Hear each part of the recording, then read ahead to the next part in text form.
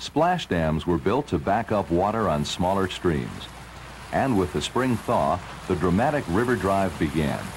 Sluice gates were opened to flood the stream beds, and thousands of pulpwood logs started the long trip downstream. Log drivers worked 15-hour days to get the logs moving and to keep them on their way.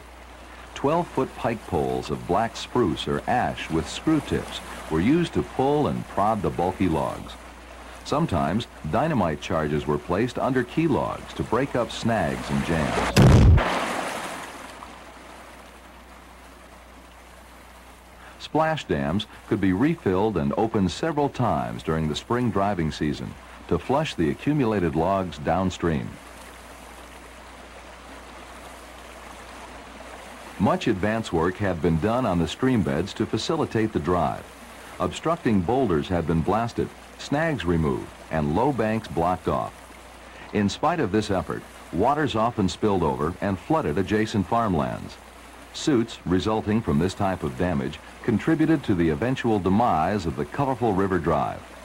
Generally, logging was done along several tributaries of a larger stream, and the floating logs converged to form a massive flow.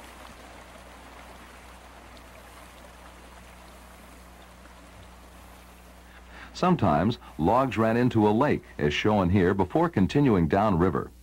Strings of long logs, called booms, were stretched across inlets to collect the floating logs. Pulled tight around pockets of pulpwood, the booms were then towed by tugboat across the lake.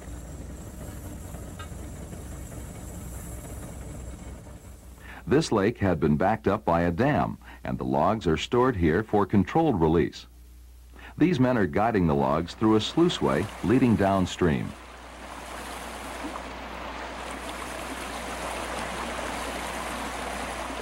Here, the drivers take to boats to keep the logs moving. The flat-bottom bateaux required skillful coordination by the oarsmen to retain control in swift waters. Lines are fastened to the boats to hold them in place in the rapids while the drivers do their work. The distance logs might travel to reach a mill varied, but in the Northeast, drives of 75 to 100 miles were common.